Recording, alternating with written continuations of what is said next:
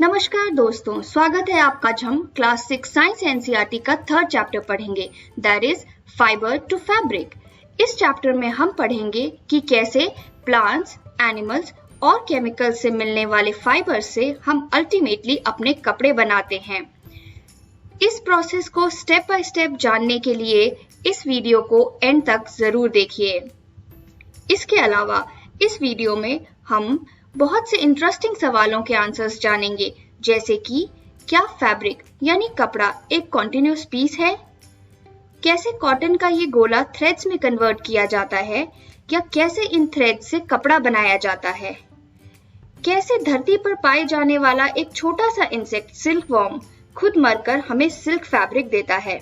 जी हाँ, सिल्क बनाने की प्रक्रिया में सिल्कवॉर्म मर जाते हैं। क्यों कभी भी किचन या लैब में काम करते समय हमें सिंथेटिक कपड़े नहीं पहनने चाहिए? चलिए शुरू करते हैं।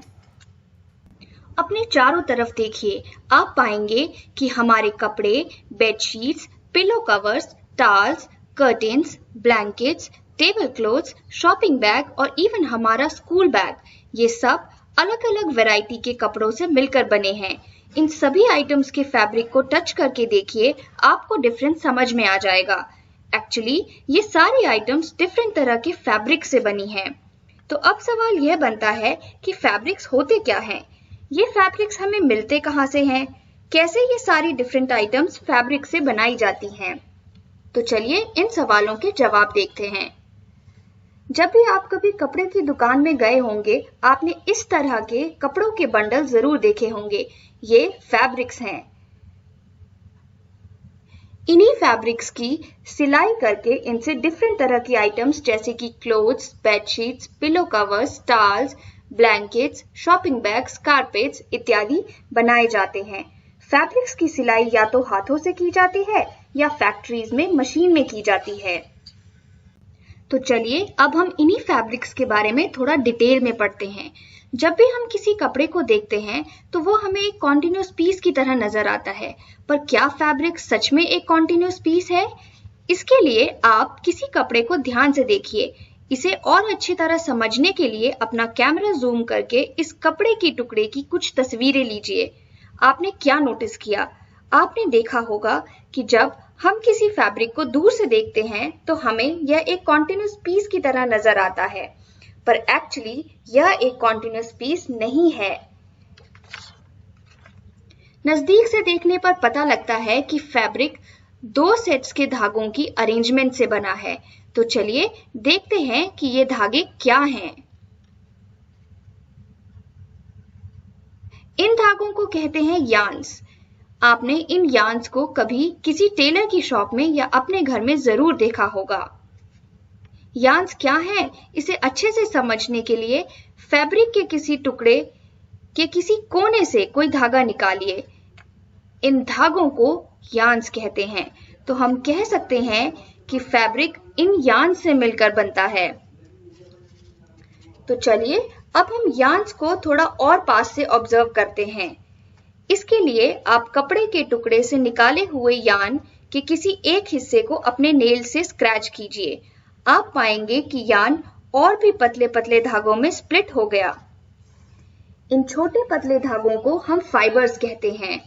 अब हम कह सकते हैं कि यार्न्स फाइबर्स से मिलकर बनते हैं, या फिर ये कि बहुत सारे फाइबर्स को इकट्ठा करके उन्हें ट्विस्ट करके यार्न्स बनते हैं। तो अब हम ये कह सकते हैं कि फैब्रिक्स यार्न से बनते हैं और यार्न्स फाइबर्स से बनते हैं। अब अगला सवाल यह आता है कि आखिर हमें ये फाइबर्स मिलते कहाँ से हैं? हमें फाइबर्स दो सोर्सेज से मिलते हैं, नेचुरल सोर्स और आर्टिफिशियल और मैन मेड सोर्स। ऐसे फाइबर्स जो हमें प्लांट्स और एनिमल्स से मिलते हैं उन्हें कहा जाता है नेचुरल फाइबर्स, जैसे कि कॉटन, जूट और कॉयर हमें प्लांट से मिलते हैं। कॉयर हमें कोकोनट हस्क से मिलता है। वहीं वूल और सिल्क फाइबर हमें एनिमल्स से मिलते हैं। ऐसे फाइबर्स जिन्हें लैब में केमिकल्स की मदद से तैयार किया जाता है उन्हें कहते हैं सिंथेटिक फाइबर्स, जैसे कि पॉलिएस्टर, नायलॉन, एक्राइलिक एटसेट्रा। कौन सी चीज किस फाइबर से बनी है ये जानने के लिए आप अपने घर के डिफरेंट आइटम्स के टैग्स को देखिए। आप देखेंगे कुछ चीजें कॉटन से बनी हैं, तो कुछ चीजें जूट से, कुछ पॉलिएस्टर से, तो कुछ वूल से।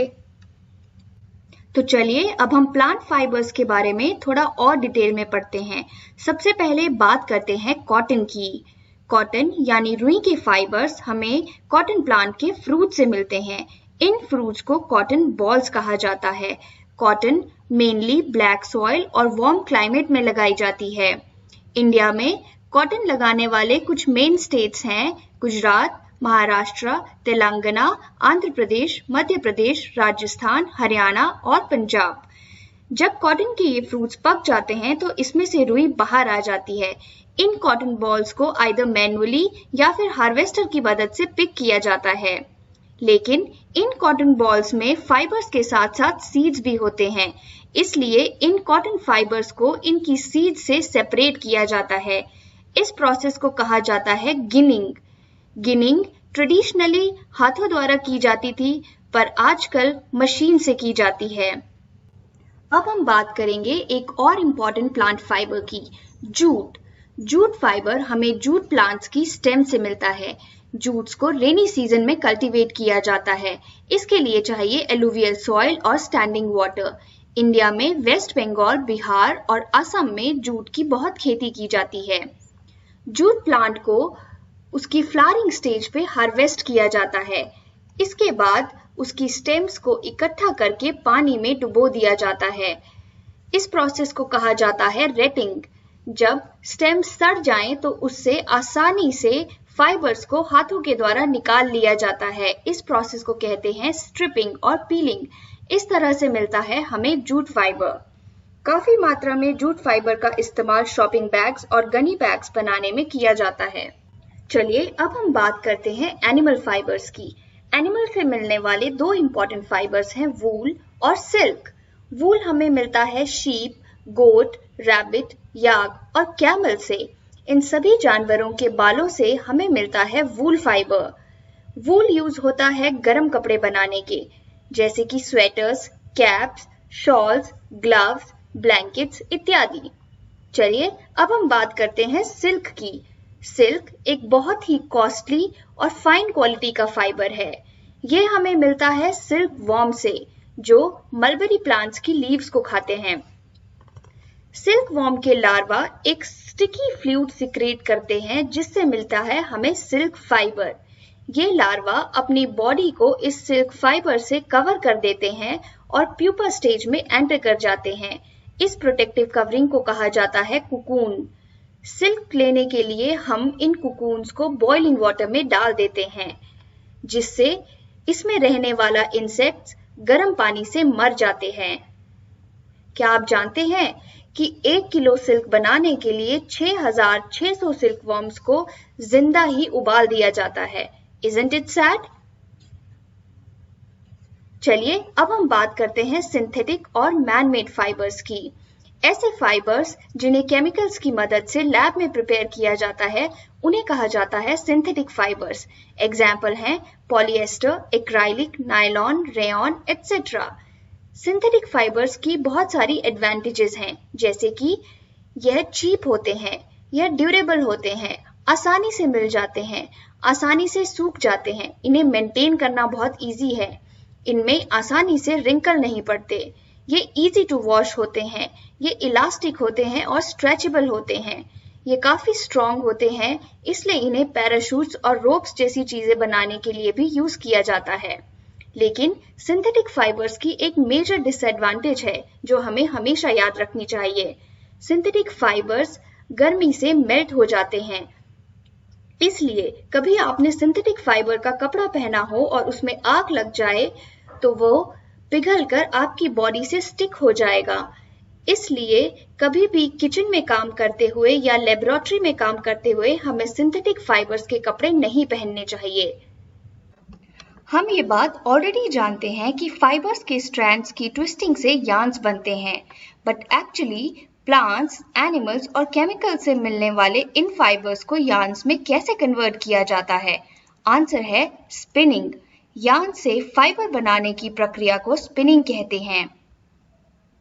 स्मॉल स्केल पे स्पिनिंग चरखा और तकली की मदद से की जाती है, वहीं लार्ज स्केल पे यार्न्स बनाने के लिए मशीन से स्पिनिंग होती है। चलिए अब हम पढ़ते हैं कि कैसे यार्न्स को फैब्रिक में कन्वर्ट किया जाता है। वीविंग और निटिंग के द्वारा डिफरेंट यार्न्स को अरेंज करके फैब्रिक बनाया जाता है। वीविंग के लिए लूम्स का इस्तेमाल किया जाता है। लूम्स या तो हाथों से चलते हैं या बिजली से। निटिंग यानी बुनाई से भी यार्न्स को फैब्रिक में कन्वर्ट किया जाता है। बुनाई भी या तो हाथों से की जाती है या मशीन्स में। इस चार्ट में इस पूरे चैप्टर को समराइज किया गया है।